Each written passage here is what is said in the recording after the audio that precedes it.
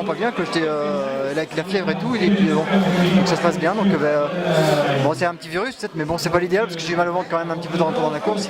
Donc après, les échéances futures seront différentes parce que je m'attendrai que ce sera des parcours semblables à celui-là, quoi. Il sera beaucoup plus roulant, mais même.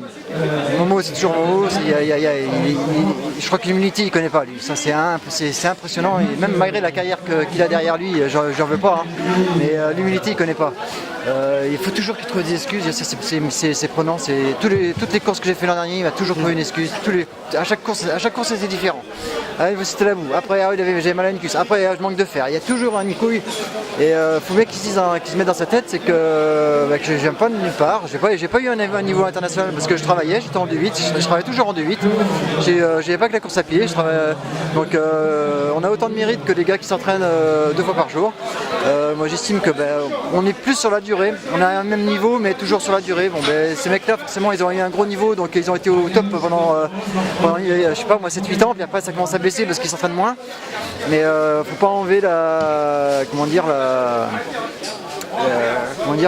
moi je sais que je sais pas comment dire quoi, mais bref, faut rester. C'est rare de le voir un peu en colère un peu. Bah oui, parce que c'est toujours pareil quoi, c'est gonflant. Il y en a qui disent ouais Momo il est gentil. Ouais d'accord, mais bon il y a toujours des excuses quoi.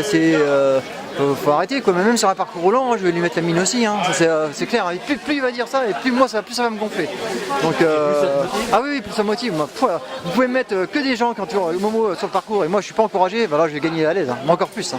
Alors, moi c'est ça qu'il me faut. Hein. Alors, mais je connais, ça fait 20 ans que je le connais, mais c'est toujours ça. C'est très très pénible. Ça a toujours été comme ça. Il en joue un peu. Ah bah oui, il en joue, mais bon.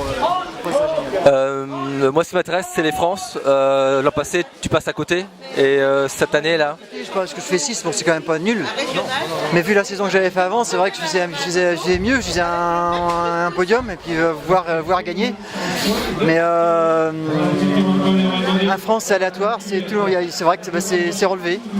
C'est toute la France, hein, c'est quand même pas. Il y a beaucoup d'anciens internationaux qui sont encore là.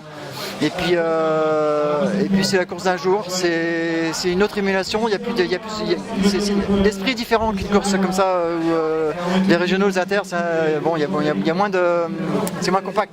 Alors je sais que l'an dernier on était 15 encore à 2 km 500 de l'arrivée, c'est autre chose, il faut être très très fort dans sa tête.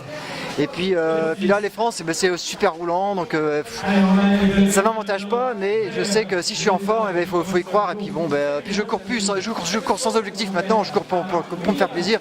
Comme je disais, je fais du triathlon maintenant, donc je cours beaucoup moins, mais ça doit marcher quand même. Que de nager et puis de faire du vélo, mais ça marche quand même. Tu te refixes un podium pour France de la tête? Un top 5?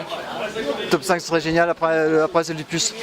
Ouais. Maintenant, l'an dernier c'était vraiment mon objectif, et puis là maintenant j'ai plus d'objectif parce que c'est tellement aléatoire, puis c'est vrai que il y a le déplacement, ça va être loin, il va falloir que je parte la veille, alors bon ça va être compliqué. Mais non, je vais essayer de courir pour me faire plaisir dans un premier temps, puis après arrivera que pour. Je cours aussi essentiellement pour ma femme qui veut pas que j'arrête de courir. Merci.